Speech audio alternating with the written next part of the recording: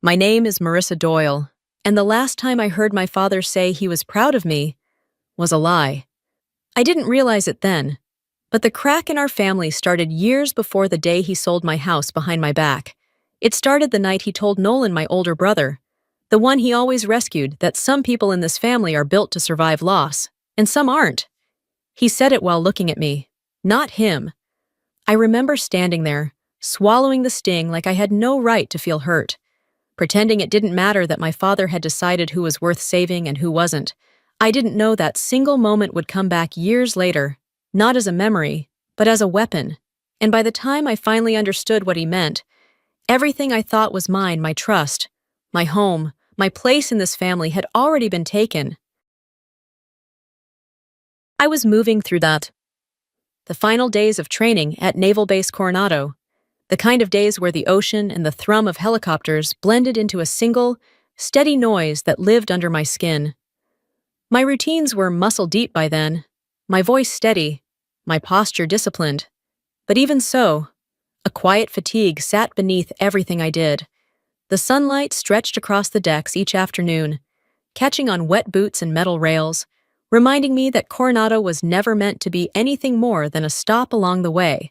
It was where I worked, not where I belonged. Home existed far from the coastline. Each time I pulled off my cap after a shift, I could almost see my house in Flagstaff, small, calm, tucked behind a line of tall pines that painted long shadows across the road. I had rebuilt that house piece by piece after re-enlisting, tightening old hinges, sanding down stubborn wood, repainting every wall through a winter storm season. Inside were the few things that truly anchored me: my mother's photo, my woodworking tools, and the letters my father wrote back when life hadn't yet dulled him. That house held a kind of silence that matched mine. My family lived near but felt far. My father stayed in his aging home only a few miles away, and Nolan drifted in and out like unpredictable weather, sometimes warm, sometimes absent for weeks. We weren't broken, but we weren't close, either. Distance grew in the quiet moments no one tried to fix. Yet during my last week at the base, small things tugged at me. An email from the county titled "Property Inquiry Update," though I hadn't requested anything, a missed call from my home insurance, a late message from my father asking when I'd return, stripped of his usual warmth. Even Nolan's single, meaningless gift left an ache of unease. On my final evening in Coronado, I stood near the beach fence and watched the sun bleed into the horizon, wondering whether this leave would bring rest or another kind of tired. All I knew was that I missed home. The morning after a long duty shift, I opened my inbox and felt my chest tighten. A new message from the county sat at the top, stating, "We're processing your request." My pulse stumbled. I hadn't submitted anything, no updates, no inquiries, nothing involving my property for months. The faint unease from the week before began to thrum harder. No longer a quiet ripple, but a steady knock demanding attention. A few hours later, as I walked toward the training field, my phone rang again. This time it was my home insurance provider. The representative asked me to confirm the new payer listed on my policy. She said my name first, then a second name I'd never heard. I told her no changes had been made. A small pocket of silence followed just seconds, but the kind that signals trouble long before you see its shape. She apologized quickly and ended the call, almost too quickly. And the edge in her voice told me she'd stumbled onto something she wasn't supposed to. That night, Nolan's face popped up on video. His cheeks were flushed, his voice thick, and behind him stretched a barren lot lit by a flickering street lamp. Distant arguing bled into the audio. He muttered that I shouldn't worry, that they were trying to fix a few things before I got home, then cut the call before I could ask anything. It didn't sound like drunken rambling. It sounded like someone trying not to be caught speaking the truth. Moments later, my father called. His tone was clipped, rushed, carrying a tension I wasn't used to hearing from him. When I mentioned the county email, he brushed it off as a technical error and told me not to worry. He had never been vague about matters involving the house. Unexplained. The tremor in his voice unsettled me more than the message itself. By the time I walked back into the office, my instincts were fully awake. Years of service had trained me to read disturbance long before it broke the surface. A JAG officer passed me in the hallway and casually asked if anyone had recently requested I re-sign a POA. He mentioned scams targeting service members. The question hit like a cold blade slipping under my ribs. I hadn't signed anything. His timing was too precise to ignore. That was when the unease crystallized into a warning. The next morning brought the worst sign yet. An email from my utility company declared my account would be transferred to a new owner within 72 hours. I reread it 3 times. I had never authorized a transfer. Someone wasn't just poking around, they were moving pieces in my name. I called Nolan. He declined the call instantly. It was like someone yanked a curtain back, revealing a glimpse of something I wasn't meant to see. When I called my father, he answered after a long delay, sounding shaken. He insisted the utility company must be mistaken and told me to come home so he could explain. His voice cracked around the edges, a small fracture in whatever story he was trying to hold together. I checked my escrow account through my banking app. A faint message appeared. Update secondary signer initiated. My stomach dropped. No one had permission to sign anything on my behalf. No one. That was the breaking point. I requested leave immediately, not waiting for protocol or timing. By evening, I stood at the edge of the Coronado shoreline, watching waves slam against the rocks with relentless force. I knew I was heading back to Flagstaff sooner than planned, and this time, I wasn't announcing my return. If someone thought I wasn't looking, that was exactly how I would uncover what they'd done. Whatever was happening had already begun, and I was done ignoring it. By the time I reached the mountain roads leading into Flagstaff, the pale afternoon sun had thinned into long stripes slipping between the tall pines. For a moment, the familiar scenery steadied me the way it always had, but the calm shattered the second my neighborhood came into view. My breath caught, and my pulse stumbled. Something was wrong, so wrong that my foot lifted off the gas without me realizing. A silver SUV sat boldly in my driveway, angled like it was meant to stay. Patio lights hung from my porch railing, glowing as though a celebration had been planned. Laughter rose from the backyard, blending with the smell of barbecue drifting through the cold air. None of this belonged to me. None of it matched the house I had locked carefully before leaving. It felt like stepping into a version of my life where I no longer existed. As I walked closer, strangers filled my lawn, drinking and chatting as comfortably as if they owned the place. A small child sprinted past me, pulling his mother behind him as they disappeared through my back door. The jolt of it made my heart skip, the feeling sharp and disorienting. No one even questioned why I was there. A woman finally turned to me with a warm, oblivious smile and asked if I was the former owner. The words struck with the weight of a falling beam. Former. My chest tightened, my fingers numbed. Before I could respond, the door swung open and my father stepped out, holding a plate of grilled meat as if hosting a casual weekend cookout. Nolan leaned against the siding with a beer, a crooked grin flickering on his face. My father greeted me, but his tone held no welcome, only tension and a thin thread of warning. When I demanded to know what was happening, Nolan smirked and said the escrow office must have called me already, that I'd arrived just in time. I hadn't received a thing. I hadn't signed anything. A sharp ache knifed through me. As the truth settled in, they were treating me not as family, but as an obstacle they hoped would stay away longer. A couple approached then, apologetic and awkward. They said they were grateful I'd come home to finish the missing signatures, explaining that my father and brother had assured them everything was ready. I had never seen these people in my life. They described a video call from weeks before, where they heard my voice faintly in the background, never saw my face, only assumed it was me. It didn't take long to understand someone had used a partial voice recording or staged a conversation to fake my consent. Inside, the evidence of erasure surrounded me. The mailbox bore their name. The curtains were different. Even the rug I'd chosen myself was gone. This wasn't a rushed transition. This was intentional removal, scrubbing me out of my own home. I didn't scream. I didn't argue. I just looked at my father and my brother, trying to recognize them. The silence that settled between us said more than any confession. I had walked straight into the storm's core. I asked the buyers for their escrow documents. They hesitated, but eventually brought me a clear plastic folder. I opened it at the picnic table, the sounds of the party floating behind me like static. The first page sent a cold shock through me. My name sat above a digital signature that wasn't mine. The curves were wrong. The angle off. The buyers were stunned. They had been told the signature passed verification. The POA section was worse. My real signature from years ago sat beside a recent update marking my father as authorized to sign on my behalf. I had never signed any update. It felt like someone had broken into a part of my life I'd always considered safe and rewritten it to fit their needs.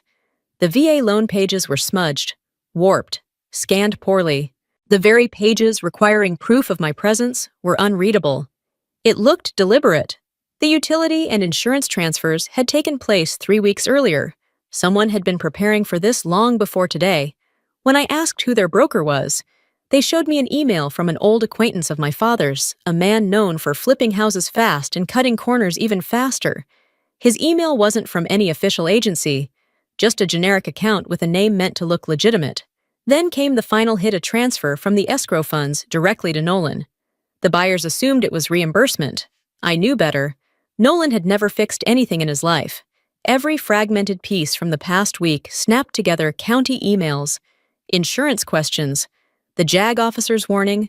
They hadn't wanted me to re-sign a POA. They had forged one, built an entire transaction on lies and a borrowed version of my voice. I closed the folder, stood up, and told the buyers the truth. They had been deceived just as much as I had. Then I walked away from my own backyard, not in retreat, but stepping into the first deliberate move of the fight I knew I had to make. The storm wasn't coming. I was already in it. I carried the folder of escrow documents into the county recorder's office, each step echoing too sharply in the sterile hallway. Under the harsh neon lights, I laid everything on the counter. Ruth, the clerk with thin glasses and a sharper gaze, skimmed the first pages and immediately stiffened. She pointed to the verification line and said, "Ownership transfers like mine required in-person authentication. Mine had none." The words cracked something in me. Denial was no longer possible. She printed 2 POAs and placed them side by side. One was the document I had signed 5 years ago, authorizing my father only for utilities while I deployed. The other, dated 8 weeks earlier, carried a sloppy imitation of my signature. Ruth studied it and called it amateur forgery. Her tone chilled the air. It felt as if years of quiet trust were being stripped away line by line. I called Nolan. The first ring cut off. The second time, a man's voice, low, cold, unfamiliar, told him not to talk to me. A jolt ran down my spine. Someone else was involved, and not lightly. When I met with the buyers again, the husband pulled up their email chain with the broker. The address yavapaipropertyops@gmail was a fake domain missing any business signature. The truth was obvious. A sentence buried in the thread struck hardest: "Your sister has been gone a long time, so I can sign for her." Their sister, not his. Nolan had built the lie the entire scheme rested on. Scrolling further, I found the transfer escrow funds sent to an account labeled DB. Not my father, not Nolan. A third participant. The fraud had branches far beyond what I had imagined. I sent photos to a JAG officer at Coronado. His call came fast. This wasn't civil anymore. It was federal fraud targeting active duty personnel. Hearing that out loud hardened the reality until it felt like stone. Leaving the county building, I sat in my car as cold wind moved through the pines. They hadn't just tried to take my house, they'd gambled with the last of the trust I still carried for them. The next morning, I filed a formal report at the sheriff's office. The building smelled of old paper and burnt coffee. Deputy Parker read everything slowly, then said the word I'd been circling around: criminal. It weighed heavier than I expected. He checked their system. The broker had left Flagstaff 36 hours earlier. Nolan had ignored his summons. Combined with the unseen voice on the phone, the picture sharpened into something I wished I could refuse but couldn't. I went to my father's house. He sat hunched over cold coffee, shoulders slumped. When he finally spoke, his voice was rough. Nolan hadn't just been irresponsible, he'd been threatened. My father said he believed I could survive losing the house, but Nolan couldn't. Old wounds I thought I'd buried split open again. He admitted they'd paid the broker extra to smooth the process. Not ignorance, not accident, a choice, walking out. I felt suspended between two worlds, the one still tied to them, and the one dragging me toward the truth alone. As I reached my car, the sheriff called. They had caught the broker in Prescott just before he fled the state. Relief hit at the same moment heartbreak did. Whatever illusions I'd held about my family had shattered completely. This wasn't just about a house. It was the moment the fracture finally surfaced, undeniable, unfixable, and real. 5 days later, I walked into the small conference room at the sheriff's office, a dim space so tight it felt like the walls were listening. My father sat with bruised-looking eyes. Nolan's hands trembled. The couple who tried to buy my house looked drained, and the broker handcuffed. Defeated kept his gaze fixed on the floor. No one spoke. There was nothing left to hide. When the broker was seated across from me, he cracked almost immediately. Seeing my uniform must have rattled whatever resolve he had left. He rushed to blame Nolan, saying he'd been told I agreed to sell, that he only pushed the paperwork through. His cowardice spread across the room like a cold draft. The buyers broke next. The wife cried behind her hand, saying they only wanted a safe home for their child. Her husband clung to her, both of them realizing they'd become collateral damage in a mess they never asked for. My father couldn't lift his eyes from the table. The sheriff read the findings: misused POA, forged B signature, invalid escrow, the broker's involvement, the money transferred to Nolan. Each word struck with the weight of a gavel. Then Nolan snapped, shouting that our father had done it to protect him from people he owed.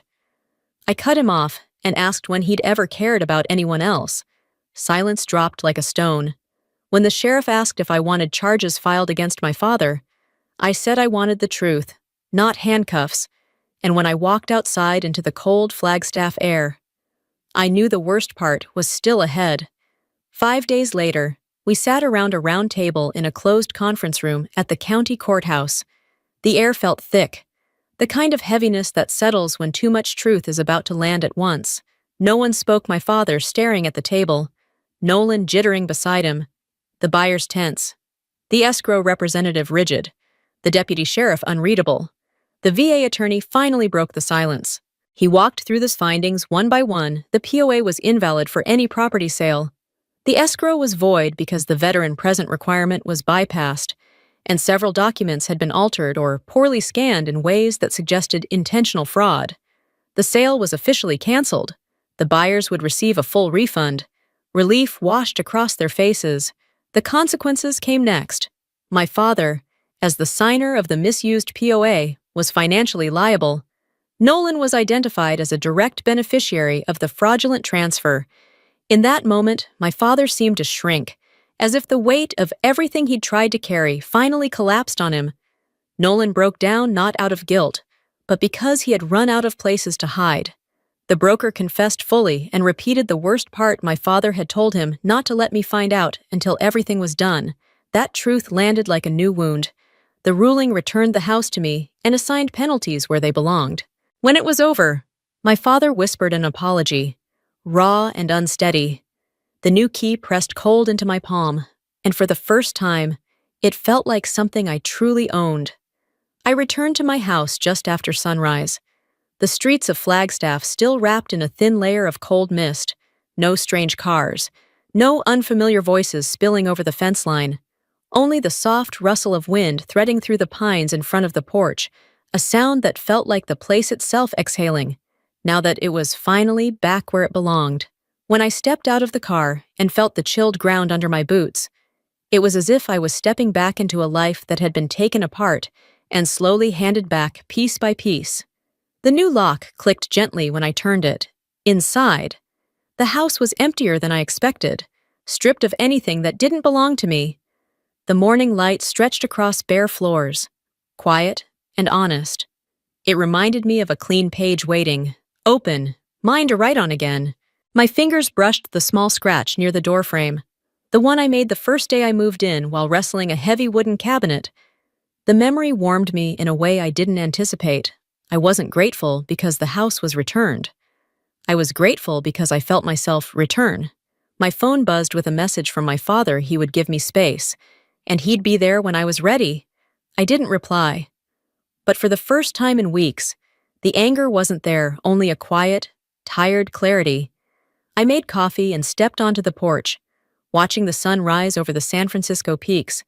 The air was crisp, the light soft, and for the first time in a long time, peace looked possible. I breathed in and whispered to myself, steady and sure I'm home, and I won't let anyone take it from me again.